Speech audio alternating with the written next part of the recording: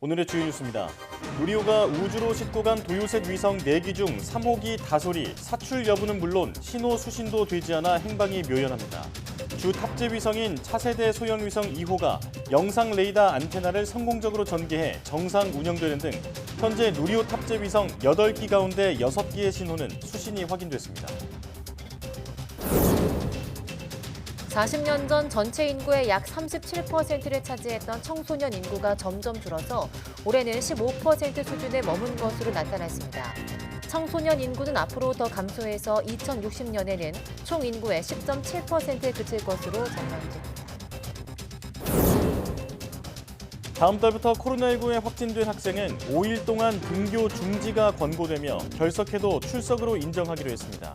이는 코로나19 위기 단계를 다음 달부터 하향하기로 한 데 따른 것으로 학교 방역을 위해 도입된 코로나19 자가진단 앱 사용도 중단됩니다. 국내 유일의 중이온 가속기가 빛속도의 5분의 1에 달하는 빔을 쏘는 데 성공했습니다. 124개의 가속관 가운데 지난해인 일부 가속관에서만 빔을 인출했지만 이번엔 10개를 제외한 모든 가속관이 작동해 속도를 획기적으로 끌어올렸습니다. 지난 주말 중국에서는 기습폭우로 인해 경작지가 물에 잠기고 도로가 일시 폐쇄되는 등 큰 피해가 발생했습니다. 비가 오지 않는 지역은 40도 안팎의 폭염이 발생하는 등 최근 중국에서는 폭염 아니면 폭우인 극단적인 날씨가 반복되고 있습니다.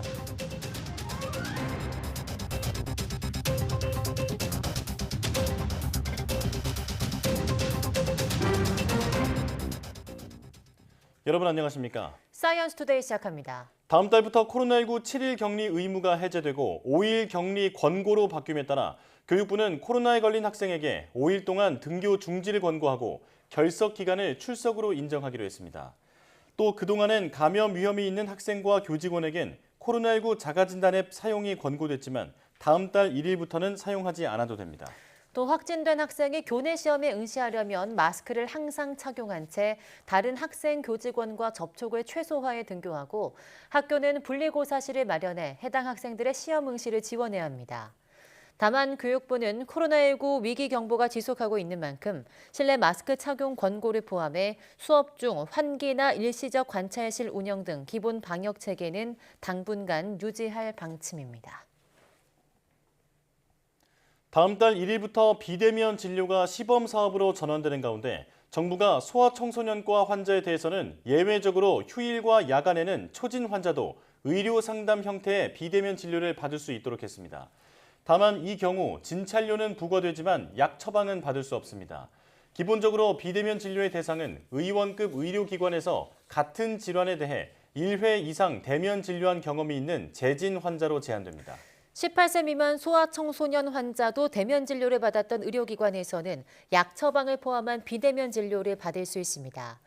비대면 초진 진료가 예외적으로 허용되는 환자는 인천 백령도와 연평도 등 의료기관까지의 거리가 먼 섬벽지 환자와 65세 이상 노인과 장애인 등 거동 불편자, 감염병 확진 환자입니다. 비대면 진료 시 의약품 수령은 본인 또는 대리인이 직접 받는 것이 원칙이지만 거동이 불편한 경우나 감염병 환자, 섬벽지 환자, 희귀질 환자는 재택 수령도 가능합니다. 앞으로 뇌질환 연관성이 낮은 두통이나 어지럼증에 대한 뇌 MRI, 자기공명 영상장치 촬영은 건강보험이 적용되지 않습니다. 보건복지부는 건강보험정책심의위원회에서 이 같은 내용의 MRI 급여 기준 개선안을 보고했습니다. 기존에는 뇌 MRI 급여 청구 내역서에 군발 두통 증후군만 기재하면 건보 급여를 받을 수 있었지만 앞으로는 사전에 실시되는 신경학적 검사에서 이상이 있을 경우만 급여 대상이 됩니다. 두통 어지럼증에 대한 MRI 복합 촬영 횟수도 현재 일률적으로 3회 허용해서 2회 촬영으로 축소됩니다. 복지부는 행정 예고와 고시 개정을 통해 하반기부터 MRI 급여 기준 개선안을 시행할 계획입니다.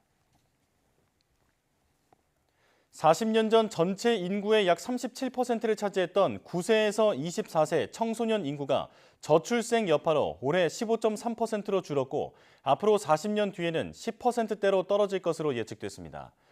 여성가족부는 5월 청소년의 달을 맞이해 한국청소년정책연구원과 함께 2023 청소년 통계를 발표했습니다. 이 통계는 각종 국가 승인 통계에서 청소년 관련 내용을 발췌하거나 재분류, 가공해 작성됐습니다. 올해 청소년은 총 인구의 15.3%로 40년 전인 1983년 36.8%에 반토막에도 못 미쳤습니다. 지난해에 비해서도 0.5%포인트 줄었습니다. 1983년 1,419만 6천 명이었던 청소년 인구는 2060년에는 총 인구의 10.7%인 454만 5천 명으로 감소할 것으로 전망됩니다. 지난 22일 태풍 마와르의 영향으로 폐쇄됐던 미국 괌 공항이 일주일 만에 운행을 재개하면서 우리 관광객들도 처음으로 한국 땅을 밟았습니다. 언제 다시 돌아올 수 있을지 몰라 불안감에 떨어야 했던 관광객들은 우리 공항에 착륙하자마자 박수를 치며 안도의 한숨을 내쉬었습니다. 안동준 기자입니다. 적막감과 초조함이 느껴지는 공항 입국장 앞. 스케치북에 이름을 적어놓고 돌아올 가족을 애타게 기다립니다. 바람 불고 뭐 이런 걸 둘째치고 22층의 애들이 이제 숙소에 머물었거든요. 그러니까 뭐 수돗물도 안 나오고 전기도 안 나오고 먹을 것도 당연히 없죠. 입국장 문이 열리고 지친 기색이 역력한 관광객들이 모습을 드러내자 두 팔을 벌려 가족들을 맞이합니다. 태풍 여파로 미국 괌에 고립됐던 우리 관광객들이 공항 폐쇄 일주일 만에 한국 땅을 밟은 겁니다. 착륙했을 때 사람들이 다 박수 쳤거든요. 그래가지고 살짝 울컥했어요. 갑자기 발이 묶여 갈 곳을 잃어버린 관광객들은 공항과 호텔 로비에서 노숙하며 돌아갈 날만을 기다렸습니다. 말도 못해 단전 단수되죠. 통신 두절되죠. 먹을 거 이런 거 다 떨어지고 뭐 마트에 가니까 또 물건도 별로 없고 뭐 여러 가지로 불편했죠. 식구가 흩어지게 됐거든요. 이상가족처럼. 그래가지고 저기 방해를 못 들어가고 대피소에 대피하고 그랬는데요. 우리 외교부가 신속대응팀을 파견하고 한국인 관광객들에 대한 지원에 나서기도 했지만 가장 의지할 수 있었던 건 같은 처지의 관광객들과 우리 교민들이었습니다. 모든 분들 다 어려웠고 상황이 그렇긴 했는데 그냥 어떻게 잘 서로 단톡방도 만들어 서로 막 의지하고 하면서 잘 버티고 온 것 같아요. 네. 이제 아기가 더워서 땀피도 많이 나고 했었는데 이제 그 카페를 통해서 뭐 각자 필요한 것들 서로 좀 공유하고 이렇게 좀 많이 도움을 주셔가지고 또 그래도 이제 한국 사람들이 서로 의지가 됐었고. 이날 괌에서 한국 땅을 밟은 우리 관광객은 총 2,500여 명. 아직 900여 명 정도가 현지에서 돌아갈 날만을 기다리고 있습니다. 항공사들은 정규 편성 외에도 추가 편성을 통해 우리 관광객들의 신속한 수송을 지원할 예정입니다. YTN 안동준입니다. 서울의 초미세먼지 배출량이 15년간 75% 줄었다는 연구 결과가 나왔습니다. 서울시는 인천시, 경기도 UN 환경계획과 공동으로 이 같은 내용을 담은 서울, 인천, 경기 지역의 대기질 개선 경험과 시사점 보고서를 발간했습니다. 보고서를 보면 2005년부터 2020년 초미세먼지 배출량의 경우 서울은 약 4,000톤에서 1,000톤으로 75% 줄었습니다. 경기도는 약 8,000톤에서 4,000톤으로 53%, 인천은 4,000톤에서 3,000톤으로 23% 감소했습니다. 다만 이 대책이 이산화탄소 배출량 감소까지는 이어지지 못했습니다. 서울의 이산화탄소 배출량은 약 14% 감소하는 데 그쳤습니다. 같은 기간 경기도는 오히려 10%가량 늘었고 인천도 7% 증가했습니다. 서울시와 인천시, 경기도는 다음 달 2일까지 태국 방콕에서 열리는 기후청정 대기질 콘퍼런스에서 연구 결과를 발표합니다. 중국 상하이의 기온이 36.7도로 오르면서 100년 만에 최고 5월 기온을 기록했습니다. 상하이시 기상국은 29일 소셜미디어 공식 계정을 통해서 오후 1시 9분 도심 쉬자후이역 기온이 36.1도를 기록하며 5월 최고 기온을 100년 만에 경신했다고 밝혔습니다. 상하이시 기상국은 추가 공지를 통해서 쉬자후이역의 기온이 36.4도, 다시 36.7도까지 올랐다고 밝혔습니다. 기존 상하이시 역대 최고 5월 기온은 35.7도로 1876년과 2018년 등 4차례 관측됐습니다. 상하이시 기상국은 낮 12시쯤 고온 황색 경보를 발령하며 시 곳곳이 35도를 넘을 것으로 예보했습니다. 그런데 중국에서는 이 같은 이상 고온의 문제만 있는 게 아닙니다. 네, 일부 지역에서는 폭염과 정반대로 폭우가 쏟아지고 있는데 지난 주말 사이에도 기습폭우로 홍수 피해가 잇따랐고 수확을 앞둔 경작지가 물에 잠겼습니다. 베이징 강정규 특파원이 보도합니다. 불어난 강물에 임시 교각이 무너집니다. 다리 위에 있던 작업자 2명도 함께 휩쓸립니다. 지난 26일부터 스촨성을 비롯한 중국 내륙 곳곳에 기습적 폭우가 쏟아졌습니다. 다저우에서만 12,000명이 대피했습니다. 局地大暴雨，受到强降雨影响，多条公路出现垮塌，造成多条干道临时中断，当地启动防汛4级应急响应。 비가 오지 않는 지역에선 40도 안팎의 이상 고온에 폭염 경보가 내려졌습니다. 同在安徽的淮北与合肥，天气就是天差地别，一个暴雨如注，一个闷热难耐。 안후이성과 허난성 농가들은 하룻밤 사이 내린 폭우 때문에 한 해 농사를 망쳤습니다. 이상 기후로 아열대성 고기압이 일찍 북상하면서 비구름이 밀보리 수확 지역을 덮친 겁니다. 물에 잠긴 알곡엔 검게 곰팡이가 피고 파란 싹이 터버렸습니다.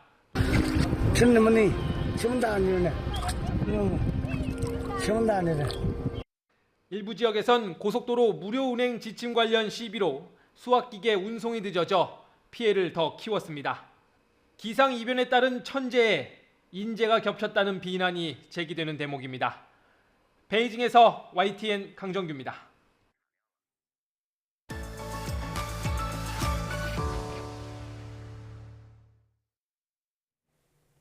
기온이 갑자기 올라가는 5월부터 찾아오는 불청객이 있는데요. 기체 상태이기에 눈에 보이지도 않고 마스크로도 걸을 수 없는 오존이 주인공입니다.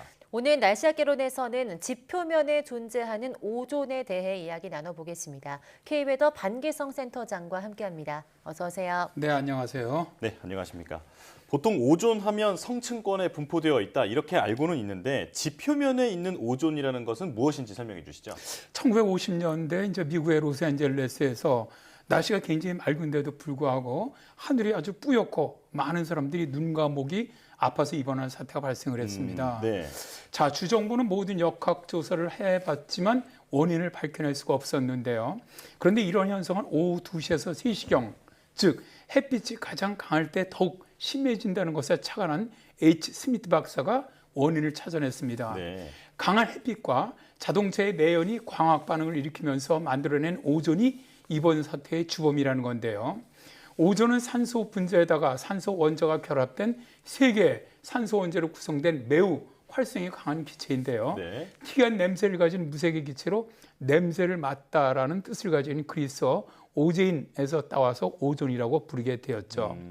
오존은 아주 강한 산화력이 있어서 나쁜 냄새를 없애거나 살균 표백제로도 사용을 하지만 우리의 건강에 아주 해로운 대기 오염 물질이기도 합니다. 네, 이 오존이 또 성층권에 존재할 때는 자외선을 막아줘서 굉장히 고마운 존재이기도 하지만 지표면에 있을 때는 건강에 해로운 오염 물질인 것 같은데요. 이런 오존이 또 어떻게 만들어지는 걸까요?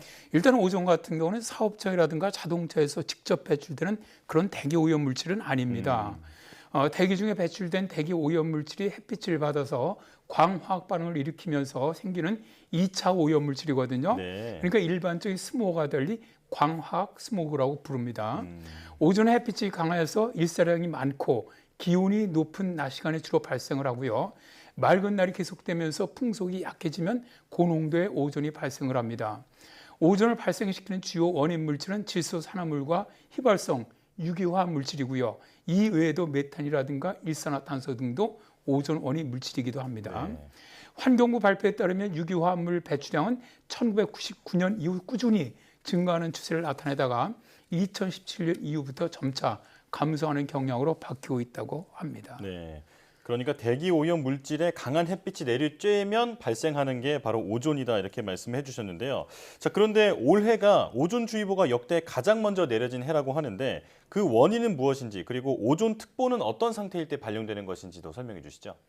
올해 같은 경우는 이제 2004년에 오존 예경보제가 도입된 후 3월에 네. 오존특보가 발령된 것이 처음입니다. 2000년대에는 첫 오존주의보가 주로 5월에 발령됐고요. 시기가 점차 빨라지면서 2020년과 2021년에는 각각 4월 25일과 4월 20일이 첫 발령일이었습니다. 네. 그리고 2022년은 4월 18일이었고요. 근데 올해는 초봄인 3월부터 아주 강한 햇살에다가 고온 현상이 발생을 하면서 3월 하순부터 오존 농도가 아주 급격히 높아진 겁니다. 통상 영상 25도가 넘기 시작하면 오존 농도가 상승하기 시작을 하죠. 네. 오존 경보제라는 것은 대기 중에 오존 농도가 높아서 피해가 우려될 때 광역자치단체에서 내리는 특보인데요. 농도에 따라서 오존주의보, 오존경보, 오존중대경보 등 3단계가 있습니다. 오존 농도가 시간당 0.12 ppm 이상일 때 주의보가 발령이 되고요. 0.3 ppm 이상일 때 오존경보가, 0.5 ppm 이상일 때 오존중대경보가 발령됩니다. 네, 그런데 이런 오존주의보가 빨리 발령될 뿐 아니라 최근엔 또 발령 횟수도 늘어나고 있다고 하는데요. 이유가 있을까요? 우리나라의 이제 오존 농도가 어떻게 보면 지속적으로 계속 증가함에 따라서 해마다 오존주의보 발령 횟수 및 발령 일자가 증가하고 있습니다. 이러한 증가 원인은 기후변화에 의한 기온 상승, 다음에 평균 풍속 저하로 인한 대기 혼합도 감소, 또 오존의 장거리 이동 등의 영향이 있는데요. 네. 기온이 상승하면서 오존주의보가 발령되는 시기는 앞당겨지고 있고 또 마지막 발령 일자는 늦어지고 있는데요. 먼저 오존 농도가 가장 높은 서울의 연도별 농도 변화를 보면은 그림처럼 2002년부터 2022년까지 계속 농도가 높아지고 있고요. 2002년보다 2022년의 평균 농도가 2배 이상 높아졌습니다. 네, 20년 만에 농도가 2배 이상 높아질 정도로 상황이 심각한데, 자, 그렇다면 서울을 기준으로 오존 농도가 가장 높은 달은 언젠가요? 자, 그림을 보시면 이제 5월과 6월이 가장 높고요. 12월이 가장 낮다는 것을 알 수가 있습니다. 네. 6월은 12월에 비해서 3배 이상의 농도를 보이고 있죠. 서울의 오존주의보 연별 발령 횟수를 보면 매년 증가 추세를 보이고 있는데요. 2022년에 비해서 2022년에는 11배나 주의보가 많이 발령됐습니다. 서울의 오존주의보 월별 발령 횟수를 보면은 6월이 가장 많은데요. 네. 10월에 비해서 3배 정도 주의보가 많이 발령되고 있습니다. 네, 그러니까 지금 이맘때가 가장 오존 농도가 높은 것 같은데요. 주의가 필요해 보입니다. 이런 오존은 또 기후변화와도 연관성이 높다고 하는데요. 어떤 기후 요소의 영향을 받을까요? 올해 2월에 이제 미국의 하버드대와 예일 공동 연구팀은 미국 캘리포니아주의 일별 최대 가뭄과 일별 최대 8시간 오존 농도 사이의 연관성을 분석을 했어요. 네. 그래서 그 결과를 발표를 했는데요. 가뭄 기간 동안의 오존 농도는 가뭄이 아닌 기간보다 0.001 ppm이 높게 나타났는데요. 특히 날씨가 따뜻한 5월에서 10월 사이에 평균 습도가 낮은 곳에서 가뭄에 대한 오존 민감도가 아주 크게 나타났다고 합니다. 전문가들은 기후변화 속에서 늘어나는 가뭄은 지상 오존 농도를 증가를 시키고 결과적으로 호흡기 질환을 악화시킬 수 있다는 사실을 보여주고 있다라고 지적을 했는데요. 우리나라 환경과학원의 연구에도 기후변화로 인해서 서울의 오존 농도는 2050년도에는 2000년대에 비해서 0.0059 ppm 높아질 것으로 예상을 했고요. 네. IPCC 같은 경우도 기후변화에 따른 온도나 습도, 자외선 폭사 강도의 변화가 오존 생성 화학 작용에 영향을 주면서 기온이 상승하는 미래에는 오존 오염이 증가할 가능성이 있다라고 전망을 했습니다. 또 IPCC 같은 경우는 대륙권 오존이 지구온난화를 유발하는 물질로 이산화탄소와 메탄 다음으로 복사 강제력이 크다라고도 발표를 했죠. 그렇군요. 자, 그렇다면 이제 오존이 건강에 미치는 영향에 대해서 알아볼 텐데, 조금 전에 오존이 사람들의 건강에 악영향을 준다고 하셨잖아요. 구체적으로 좀 설명해 주시죠. 오존은 저 자극성과 산화력이 강합니다. 그러다 보니까 인체의 눈이라든가 혹은 목을 자극을 하고요. 감각기라든가 호흡기 등에 영향을 미치는데요. 특히 이제 이게 신체 활동이 활발한 어린이 같은 경우는 고농도 오존에 더 민감하게 반응을 하고요. 네. 노약자라든가 호흡기 및 심혈관계 질환자 등 취약계층에 더 큰 보건상에 영향을 미치는 것으로 알려져 있습니다. 국립환경과학원의 연구 결과에 따르면 서울 지역의 오존 농도가 0.001 ppm 증가할 때 사망률이 전체 연령에서는 0.9%, 65세 이상의 고령자 같은 경우는 1% 이상 증가를 하고요. 질병관리청도 최근 10년 동안 2010년에서 2019년 사이 0.03 ppm 오존의 초과 노출로 인해서 21,085명의 조기 사망자가 발생했으며 이것은 10년 전에 비해서 2배 이상 증가한 수치라고 밝혔죠. 네. 특히 65세 이상과 심혈관계 질환자에게 오존에 의한 건강 영향이 더 큰 것으로 평가가 됐습니다. 또 미국의 덴버 대학교와 스탠퍼드 대학교의 공동 연구에 따르면 오존 오염에 지속적으로 노출된 청소년의 경우 그렇지 않은 청소년에 비해서 우울 증상이 심하고 정신건강 문제에 시달린다고 합니다. 네, 오존이 건강에 굉장히 안 좋은 것 같은데요. 그렇다면 오존 농도가 높은 날 우리는 어떻게 해야 될까요? 오존은 가스성 물질이죠. 그래서 우리가 말하는 마스크를 써도 전혀 차단이 되지가 않습니다. 네. 따라서 오존 농도가 높을 때는 오존 농도가 높아지는 오후 2시에서 5시 사이는 가급적 실외 활동을 자제하는 것이 가장 중요한데요. 정말 어쩔 수 없이 외출해야 할 경우는 길을 걸을 때 차도에서 1m 이상 거리를 두어야 하고요. 교통체증이 좀 심하고 높은 건물이 많아서 바람이 잘 통하지 않는 번화가 주변은 좀 가급적 피하는 것이 좋습니다. 오존 농도가 높을 것으로 보이는 날에는 오존 예보 및 경보 상황을 자주 좀 확인해 주는 것이 좋고요. 네. 어린이집이라든가 유치원, 학교 등에서는 실외 학습을 자제하거나 제한하는 것이 필요합니다. 승용차 사용은 자제하고요. 대중교통을 좀 이용했으면 좋겠고요. 페인트라든가 스프레이는 사용하지 않아야만 합니다. 그리고 물은 하루에 1리터 이상 마시면서 피부에 수분을 공급해 주어서 오존 성분이 쌓이지 않게 하는 것이 좋고요. 외출한 다음에는 얼굴을 씻어서 오존을 꼼꼼히 제거하는 것이 무엇보다 중요합니다. 네. 자, 이제 기후변화로 인해서 앞으로 오존 농도가 계속 높아질 것으로 예상되기 때문에 정부는 좀 오존 원인 물질인 질소, 화합물 등의 배출 감소에 힘썼으면 좋겠습니다. 네. 마스크를 써도 막을 수 없기 때문에 오존이 심한 날에는 실외 활동을 자제하는 게 중요할 것 같습니다. 자, 날씨 학개론 K웨더 반기성 센터장과 함께했습니다. 고맙습니다. 네, 감사합니다.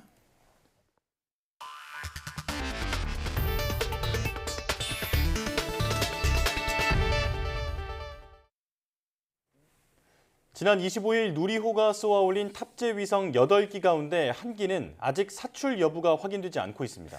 이 위성의 사출 여부는 언제쯤 확인이 가능한지, 또 누리호 발사는 성공으로 볼 수 있는 건지 이성규 기자가 취재했습니다. 컴퓨터 간 통신 문제로 하루 연기한 뒤 발사된 누리호.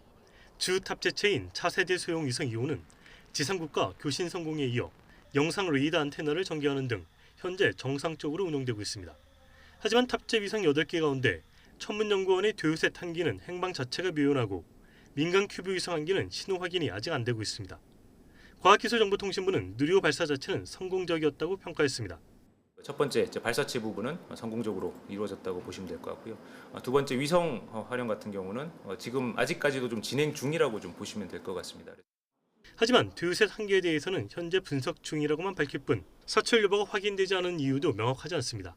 영상이 안 잡히는 곳이고요. 그 사출관이 열렸으면 열렸다는 그 데이터가 들어오는데 그 데이터가 약간 좀 불분명했다고 그래요. 그래서 그게 열린 건지 안 열린 건지가 확실하지가 않다.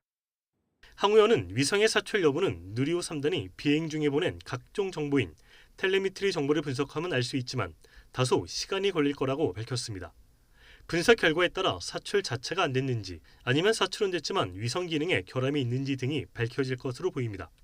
최악의 경우를 가정해 둘셋 한 기가 기능을 못한다고 하더라도 둘셋 임무에는 큰 차질은 없을 것이라고 천문연구원은 설명했습니다. 현대 비행이라고 하는 그 자체만을 놓고 본다고 한다면은 2기만 되더라도 우리가 종대와 횡대라고 하는 그러한 현대 비행 시도를 해볼 수 있기 때문에 우주 날씨에 대한 공간적, 시간적 변화 관측이라는 큰 임무는 변화가 없지만 위성 한 기가 줄어들면서 관측 정밀도가 그만큼 줄어든다는 설명입니다. 정부는 큐브 위성의 경우 신호 수신에 다소 시간이 걸리는 만큼 추후에도 교신이 이루어질 수 있다며 교신 결과를 차분히 기다려달라고 말했습니다. YTN 사이언스 이성규입니다. 누리호와 함께 대표적인 거대 과학 프로젝트로 꼽히는 중이온 가속기가 빛 속도의 5분의 1에 달하는 빔을 만드는 데 성공했습니다. 지난해엔 일부 가속관에서만 빔을 인출했지만 이번엔 모든 가속관에 걸친 빔 인출에 성공해서 중이온 가속기의 전체 성능을 검증한 겁니다. 최소라 기자입니다. 은색 가속관 124개가 100여 미터에 걸쳐 길게 늘어섰습니다. 1조 5천억 원이 투입된 단군 일의 최대 기초과학 프로젝트 한국형 중이온 가속기 라온입니다. 라오는 지난주 아르곤 입자를 모든 가속관에 통과시키는 데 성공했습니다. 투입된 아르곤이 가속관 하나하나를 지날 때마다 힘을 받아 124번째 가속관에 도달할 때엔 빛속도의 19%까지 빨라진 것으로 확인됐습니다. 극저온 시스템도 꼭 필요하고 그다음에 있는 각종 그 고주파 시스템들이 있습니다. 통합 제어 시스템 이런 것들이 다 종합적으로 다 작동했다는 걸 연구팀은 124개의 가속관 가운데 작동하지 않은 가속관이 10개 정도 발견됐다며 앞으로 성능을 개선할 예정이라고 밝혔습니다. 이를 통해 실제 연구에 투입하기 전 안정성을 확보하고 가동 시간도 늘릴 계획입니다. 이번 저에너지 구간 시운전 성공에 이어 내후년부터는 고에너지 구간의 연구 개발이 완료됩니다. 다음 구간이 제작된다면 입자를 빛속도의 절반까지도 가속할 수 있습니다. 이 같은 중이온 가속기는 무거운 입자를 충돌시키거나 소멸시키고 새로운 입자를 합성하는 데 사용됩니다. 1차적인 목표는 희귀 원소를 만들어 별의 생성과 진화, 소멸의 비밀을 밝히는 겁니다. 또 연구자들과 협력을 통해 암을 치료하는 희귀 동위원소나 사용 후 핵연료를 처리할 신물질, 전기 저항이 없는 신소재 등 기존에 없던 물질을 개발할 수 있을 것으로 기대됩니다. YTN 사이언스 최소라입니다. 중국이 자체 건설한 우주 정거장을 본격 운영하기 위해 유인 우주선을 발사했습니다. 선저우 16호는 현지 시간 30일 오전 9시 31분 중국 간수성 주취안 위성 발사센터에서 창정 2호 F 로켓에 실려 발사됐습니다. 센터는 약 18분 뒤 발사가 원만한 성공을 거뒀다고 발표했습니다. 선저우 16호에 탑승한 우주비행사 3명은 우주정거장 텐궁에 5개월 동안 머물며 일반 상대성 이론 검증, 생명기원 연구 등 과학 연구를 진행합니다. 우주정거장 운영을 본격화한 중국은 앞으로 매년 유인 우주선 2대와 화물 우주선 1~2대를 발사할 계획입니다. 자율주행차 시대가 성큼 다가왔습니다. 이제는 여객 운송을 넘어 택배를 실어 나르는 데까지 영역이 넓어졌는데요. 기술이 더 발전하면 물류 운송이 어려웠던 도서 산간 지역 배송에 큰 역할을 할 것으로 기대됩니다. 김근호 기자가 취재했습니다. 음식점 앞에 차 한 대가 멈춰 섭니다. 우편물을 받은 직원이 차에 올라타 확인 버튼을 누릅니다. 자율주행을 시작합니다. 운전대와 가속 페달이 스스로 움직이며 운행을 시작합니다. 평범한 승합차처럼 보이지만 카메라와 첨단 장비들이 탑재된 자율주행차입니다.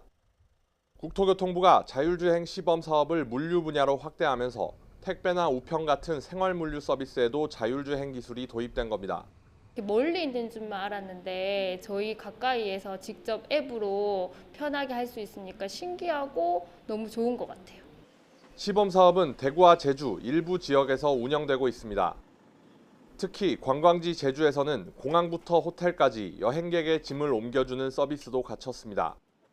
지금보다 더 기술이 안정되면 인력이 필요하지 않고 험한 지역에도 들어갈 수 있다는 점에서 물류 운송 분야에 상당한 변화가 예상됩니다.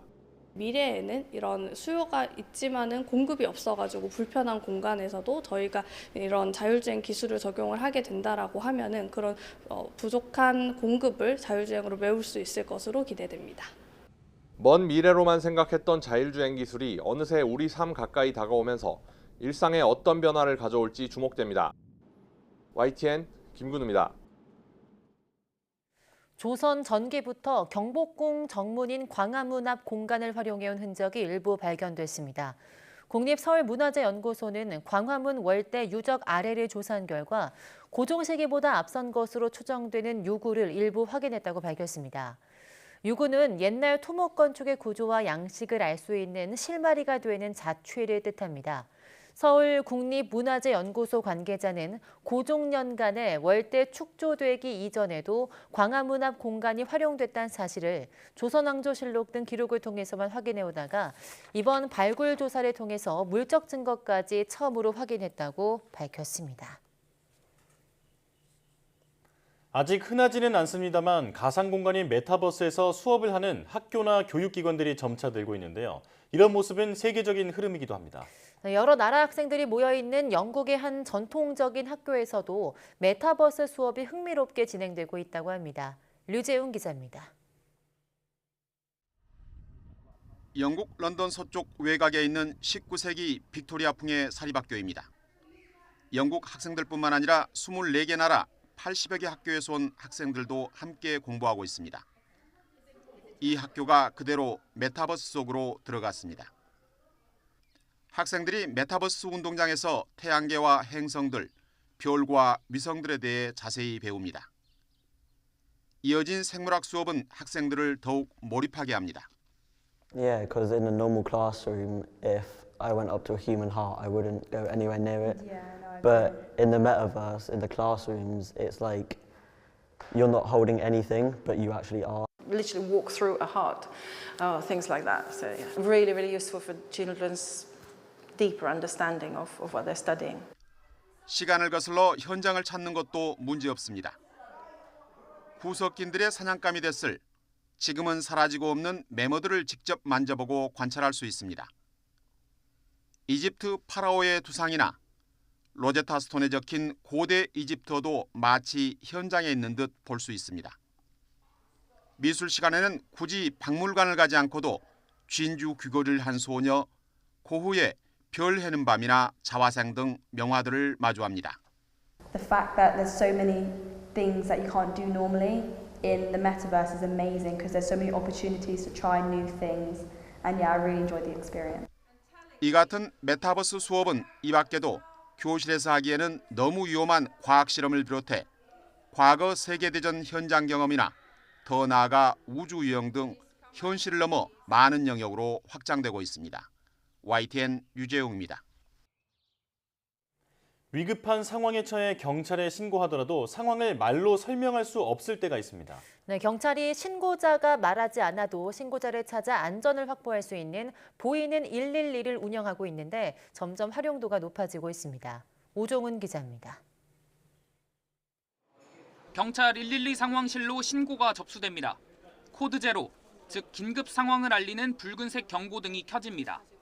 하지만 신고자는 본인이 처한 상황을 말로 설명하지 못합니다. 신고자분 말할 수 없는 상황이시면 아무 숫자 버튼 2번 눌러주세요. 신고자가 버튼을 누르는 순간 신고 접수 시스템은 곧바로 보이는 112로 전환됩니다. 경찰이 문자로 보낸 주소를 누르면 이처럼 신고자의 상황을 실시간으로 공유할 수 있습니다. 실시간 위치가 전송돼서 신고자가 정확한 위치를 몰라도 됩니다. 경찰과 대화하고 있다는 것을 옆 사람이 눈치채지 못하게 할 수도 있습니다. 휴대전화 화면에 뜬 채팅창을 인터넷 검색창처럼 바꾸는 비밀 채팅 기능이 있기 때문입니다. 경찰이 지난해 1월부터 운영하는 보이는 112는 신고자가 어디에 있는지 알기 힘들거나 함께 있는 가해자에게 들키지 않고 신고해야 할 때 효과적입니다. 충남에서 데이트 폭력을 당하고 화장실로 피해 있던 여성이 비밀 채팅으로 경찰의 도움을 받았고 부산에서 늪에 고립된 사람들이 구조될 때도 보이는 112가 역할을 톡톡히 했습니다. 하루 이용 횟수도 도입 초기엔 40건에 불과했지만 이제 100건에 이를 정도로 늘었습니다. 그렇게 말을 할 수 없는 상황 또는 본인의 위치를 잘 모르는 상황에서도 주저하지 마시고 전화를 하시면 저희 112 접수요원이 그리고 저희 경찰이 신고자분의 정확한 위치를 찾고 현장에 도착할 수 있도록 노력을 하겠습니다. 경찰은 이태원 참사 후 인파 사고 대책에도 보이는 112를 포함했습니다. 또 현장 출동 경찰관과 소통이 필요할 때도 사용하는 등 다양한 분야에서 활용할 방침입니다. YTN 우종훈입니다. 실제 통화가 이루어지지 않았더라도 계속해서 전화를 걸어 공포심을 유발했다면 스토킹 범죄로 봐야 한다는 대법원의 첫 판단이 나왔습니다. 피해자가 전화를 받지 않았다고 해서 스토킹 범죄가 아니라고 판단할 경우 피해자를 충분히 보호할 수 없게 된다고 지적했습니다. 최민기 기자입니다.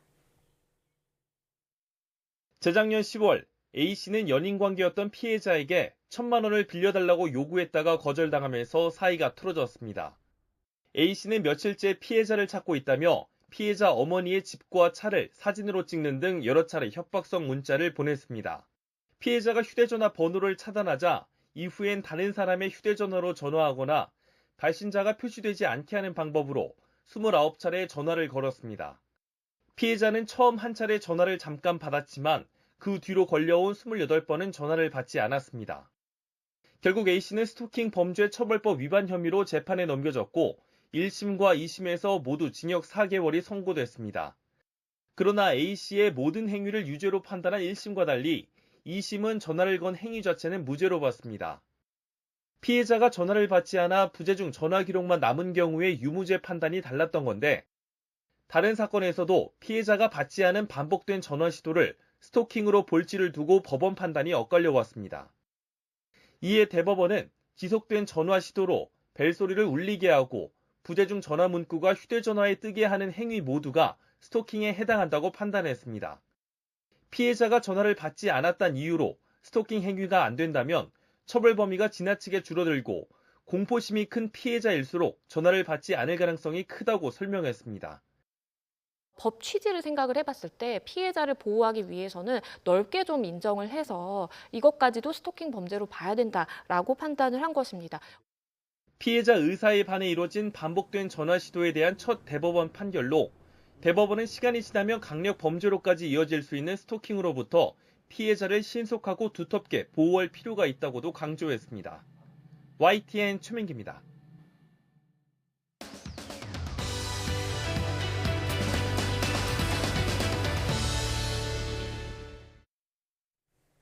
기질적으로 예민한 성격은 주변 자극들을 잘 받아들여 상황 판단이 빠르고 섬세하다는 장점이 있지만 스스로를 피곤하게 만들어 스트레스를 받는다는 단점도 있습니다. 오늘 한길 사람 속은에서는 예민한 사람에 대해서 내가 예민한 성격인지 체크해보고 또 민감함을 극복하는 방법에 대해 이야기 나눠보겠습니다. 김지은 상담심리사와 함께합니다. 어서 오세요. 안녕하세요. 네, 안녕하십니까. 우리가 보통 너무 예민하다라고 하는 얘기는 그 평상시에 긍정적이기보단 좀 부정적인 뉘앙스로 많이 사용하는 말인 것 같은데요. 하지만 이렇게 예민한 것이 꼭 부정적인 것만은 아니라면서요. 그렇습니다. 좀 어릴 때부터 좀 까다롭다, 예민하다, 유별나다, 민감하다 이런 말을 자주 들으면서 자라는 사람들이 있습니다. 보통 이런 말을 들으면 내가 이상한가? 좀 고쳐야 되나? 라는 생각을 하게 되기 쉬운데요. 네. 사실 일정 비율의 사람들은 다른 사람들보다 기질적으로 민감하게 태어납니다. 심리학적으로 민감성이라는 특성이 이 특성에 처음으로 주목한 학자인 일레인 아로는 이런 사람들을 영어로 highly sensitive person, 줄여서 HSP라고 불렀는데요. 우리나라 말로는 매우 민감한 사람, 초민감자, 초민감인 등으로 번역이 되고 있습니다. 민감한 신경계를 타고나는 사람들은 전체 인구의 15에서 20% 정도라고 합니다. 심지어 고등동물에게서도 이러한 민감성을 타고나는 비율이 인간과 비슷하다는 연구 결과도 있다고 합니다. 그래서 이 비율은 우리의 고정관념과는 다르게 성별과도 상관이 없다고 하고요. 그래서 이런 연구 결과들을 보면 민감성이라는 것이 우리가 고쳐야 할 문제거리라기보다 마치 누군가는 키가 크고 누군가는 달리기를 잘하는 것처럼 우리가 가지고 태어나는 어떠한 특성 중에 하나라고 생각할 수 있겠습니다. 네. 그럼 내가 좀 민감한 사람인지 아닌지 해당되는지 알 수 있는 예시가 있을까요? 그렇죠. 사실 이제 내가 매우 민감한 사람인지 좀 알아볼 수 있는 체크리스트가 여러 가지가 있어요. 네. 그렇긴 한데 오늘은 일레인 아론의 타인보다 더 민감한 사람이라는 책에 수록된 체크리스트에서 몇 가지 문항을 가져와 봤습니다. 이런 문항들이 있는데요. 네. 나는 주위에 있는 미묘한 것들을 인식하는 것 같다. 통증에 매우 민감하다. 바쁘게 보낸 날은 침대나 어두운 방 또는 혼자 있을 수 있는 장소로 숨어 들어가 자극을 진정시켜야 한다. 밝은 빛, 강한 냄새, 거친 천 또는 가까이에서 들리는 사이렌 소리 같은 것들에 의해 쉽게 피곤해진다. 풍요롭고 복잡한 내면 세계를 갖고 있다. 사람들이 불편해할 때 어떻게 하면 좀 더 편안해지는지 알고 있다. 사람들이 한 번에 너무 많은 것을 요구하면 짜증이 난다. 폭력적인 영화, 드라마 이런 장면들을 애써 피한다. 또 주변에서 많은 일들이 일어나고 있을 때 긴장을 한다. 생활의 변화에 의해 쉽게 동요되고 또 섬세하고 미묘한 향기, 맛, 소리, 예술 작품 이런 것들을 감상하고 즐기는 이런 체크리스트가 있는데요. 전반적으로 같은 자극을 얼마나 크고 강렬하게 느끼는지 또 그 자극에 의해서 얼마나 많은 것들이 좀 촉발되는지 보면 내가 얼마나 민감한 사람인지 알 수 있겠습니다. 네. 저도 보면서 공감되는 항목이 몇 가지 있는데요. 네. 그런데 이렇게 좀 너무 민감하다라고 판단이 되는 경우에는 좀 쉽게 스스로가 피곤해질 수도 있을 것 같은데 민감성이 높은 것의 장점도 있나요? 그럼요. 사실 매우 민감하게 타고나는 사람들은 좀 말씀하신 것처럼 다른 사람들보다 쉽게 피로해지고 압도되고 이런 느낌을 받을 수가 있는데요. 다른 사람들에게는 좀 특별하지 않은 자극이 아주 민감한 사람들에게는 너무 크거나 강렬하게 느껴질 수 있기 때문입니다. 네. 그래서 왜 나는 이 정도도 이겨내지 못하지? 라고 좀 자책하게 되는 분들도 많으신데요. 앞서 말씀드린 것처럼 민감한 신경계는 타고나는 부분입니다. 내 의지로 자극을 조절할 수 있는 것이 아니라 자극이 그냥 나에게 쏟아져 들어오는 겁니다. 그래서 아주 미세하고 미묘한 변화까지 감지하는 이런 특성은 본인을 피로하게 만들기도 하지만 굉장한 이점이 되기도 합니다. 또 여러 가지 정보를 더 많이 흡수하고 좀 더 자세히 구분할 수 있기 때문에 직관적으로 빠르게 상황을 파악할 수 있고요. 또한 자기 성찰을 잘하고 배운다는 의식을 하지 않고도 배울 수 있으며 좀 조심성, 정확성, 속도 그리고 작은 차이를 포착하는 능력이 요구되는 일을 좀 잘할 수 있습니다. 섬세한 동작이 좀 뛰어나기도 하고 창조적이고 창의적이기도 합니다. 네. 그렇다면 이렇게 민감한 사람들이 이런 장점을 좀 잘 발휘하기 위해서는 어떻게 해야 될까요? 정말 중요한 질문인데요. 아주 민감한 사람들은 좀 앞서 말씀드린 이런 여러 가지 장점들을 갖고 있긴 하지만 이 장점들이 동시에 취약점이 되기도 합니다. 양날의 검인 셈인데요. 아주 섬세하게 자극을 변별할 수 있다는 말은 동시에 그 자극들을 걸러내지 못하고 좀 모두 받아들이고 있다는 말이기도 합니다. 따라서 다른 사람들보다 큰 소리나 강한 빛, 좀 심한 냄새, 붐비는 장소 같은 자극들에 더 크게 영향을 받고 다른 사람들의 상태나 감정에 쉽게 영향을 받게 되기도 합니다. 민감성에 대한 이해가 없는 주변 사람들이 봤을 때는 쟤는 작은 일에 왜 저렇게 과민 반응이야? 라고 생각하게 되기 쉬운데요. 하지만 사실 그 사람들에게 작은 자극인 것이 아주 민감한 사람에게는 작은 자극이 아닙니다. 따라서 내가 아주 민감한 사람에 해당한다면 자극에 무뎌져야 한다라고 본인을 채찍질할 것이 아니라 본인을 좀 섬세하게 잘 돌봐주어야 합니다. 예를 들어 충분히 휴식을 취하고 스스로 얼마나 스트레스를 받고 있는지 좀 점검해주고 물리적으로 스스로를 돌보는 것도 포함이 되겠고요. 자주 긴장하는 편일 수 있기 때문에 긴장을 이완하는 방법들을 연습해 볼 필요도 있습니다. 그리고 지난 방송에서 말씀드렸던 경계 설정도 아주 중요합니다. 그렇군요. 그러니까 자신을 먼저 잘 알고 또 잘 돌봐줘야 이 민감함의 장점도 발휘할 수 있다라는 말씀이신데요. 자, 그렇다면 아주 민감한 사람들은 이런 자극을 좀 줄이려면 힘든 일은 피하는 게 좋을까요? 사실 그렇진 않습니다. 근데 좀 앞서 말씀드린 설명들을 들었을 때는 그렇게 생각하기가 쉬울 것 같아요. 하지만 아주 민감한 사람들이 반드시 자극을 피해 다녀야 하는 것은 아닙니다. 사실 민감하게 타고난 많은 사람들이 자극을 조절하는 것이 어려워서 많은 상황을 그냥 피해버립니다. 사람들을 만나지 않고 복잡한 곳에 나가지 않고 힘들고 거친 일을 하지 않는 등 여러 가지 방식으로 이러한 회피가 나타날 수 있습니다. 하지만 이러한 회피 행동을 통해서 잠깐 안전한 느낌을 받을 수는 있어도 완전히 안정감을 느끼기는 어렵습니다. 오히려 회피를 너무 많이 하게 되면 나의 행동 반경이 좁아지면서 나는 이것도 저것도 다 못해 하는 우울한 감정이 생기게 됩니다. 이것이 심화되면 저걸 하고 싶어도 나는 너무 민감한 사람이어서 견디지 못할 거야 라는 식으로 아주 제한된 삶을 살게 되어버리기도 합니다. 하지만 중요한 것은 자극을 무조건 피하는 것이 아닙니다. 한 번에 받는 자극의 양을 조절하고 자극받은 신경계를 회복하는 시간이 필요하다는 것입니다. 그렇군요. 그런데 또 자극의 양을 좀 조절했는데도 정말 힘든 상황에 직면하게 된다면 그때는 어떻게 해야 될까요?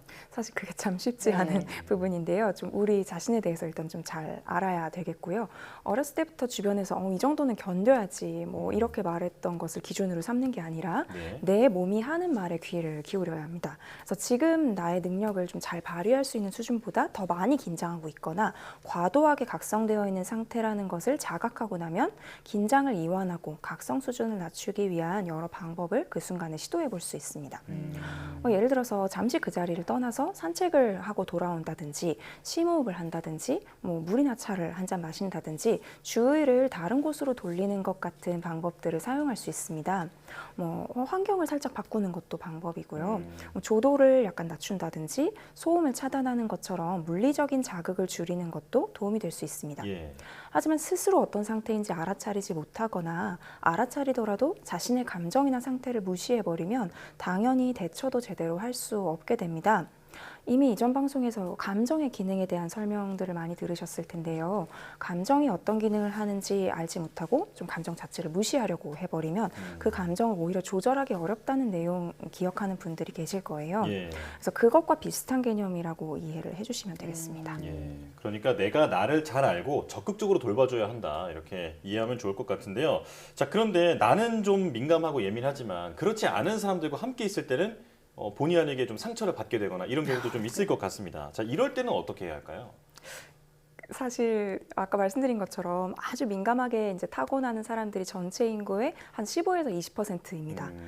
다시 말하면 85에서 80%, 90% 정도는 크게 민감하지 않은 사람이라는 그러니까요. 건데요. 네. 당연히 자신보다 민감하지 않은 사람을 만날 확률이 훨씬 높습니다. 그래서 만약에 나는 아주 민감한 사람인데 나의 연인이나 배우자는 민감하지 않은 사람이다라고 하면 덜 민감한 쪽이 긴장을 유발할 수 있는 일을 맡아서 하는 게 좋을 수 있겠고요. 반대로 세심하게 신경 써야 하는 일은 민감한 쪽에서 맡아서 할 수 있겠습니다.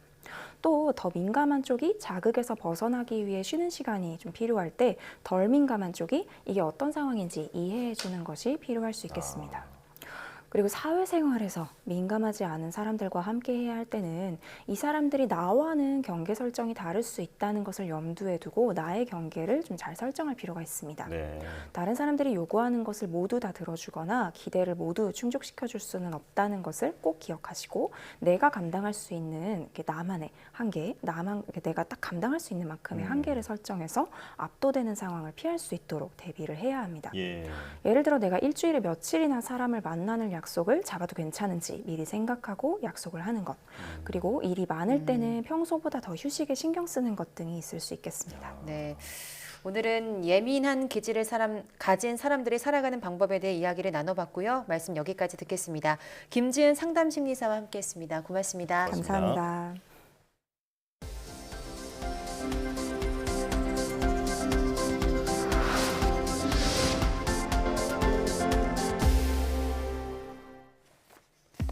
국내 연구진이 암세포의 새로운 세포 사멸 조절 원리를 발견했습니다.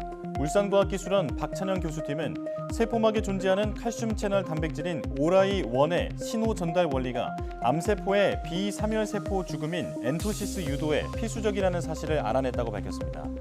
연구팀은 오라이1 채널이나 신호 전달 과정을 조절하면 엔토시스가 억제된다는 사실까지 규명해 엔토시스에 의존하는 암 발생 조절 가능성을 새롭게 찾아냈다고 설명했습니다.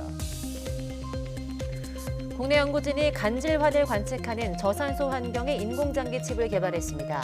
경희대 허윤정 교수팀은 한림대 박민 교수팀과 공동으로 간세포 배양층과 산소 배양층을 적층으로 쌓아 저산소 환경을 유지해 간 기능 변화를 측정할 수 있는 인공장기 칩을 개발했다고 밝혔습니다.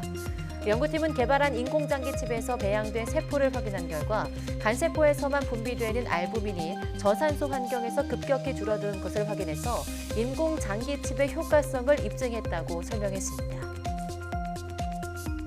국내 연구진이 신차에서 겨울철 히터를 켜면 차량 내부의 휘발성 유기화합물 방출이 50% 이상 증가한다는 사실을 확인했습니다. 키스트 이지원 박사팀은 양성자 전이 질량 분석기를 이용해 신차 내부에서 발생하는 휘발성 유기화합물 200여 종을 실시간으로 측정한 결과 차량 내부의 휘발성 유기화합물 농도가 차량 외부보다 2배 이상 높았다고 밝혔습니다. 연구팀은 또 겨울철 히터를 사용하면 휘발성 유기화합물 농도가 바로 50% 이상 늘어났는데 공조 장치를 통해 외기 유입 상태로 둘 경우 62%까지 줄어들었다고 설명했습니다. 정부가 연구윤리 장착을 위해서 부실 의심 학술지 특징과 주의사항 등이 담긴 가이드라인을 개정했습니다.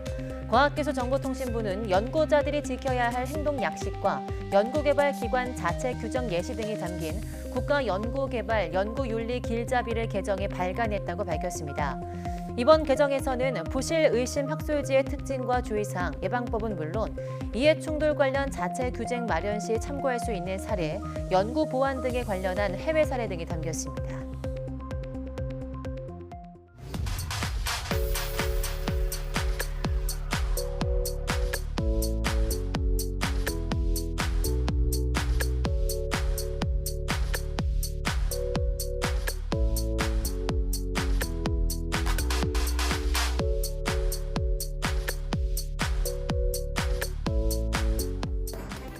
수도권의 대기질 개선 정책으로 15년 만에 서울의 초미세먼지 배출량이 75% 줄어들었다는 보고서가 나왔습니다. 또 올 초에는 오존층의 구멍이 작아지고 있다는 소식도 있었죠. 다 함께 노력한다면 건강한 지구를 만들 수 있다는 신호들이 조금씩 들려오고 있는 건데요. 이런 긍정의 소식들이 계속 이어지길, 그리고 이런 소식들이 모두를 움직이게 할 힘찬 동력이 되어주길 바랍니다. 뉴스 마칩니다. 시청해주신 여러분 고맙습니다.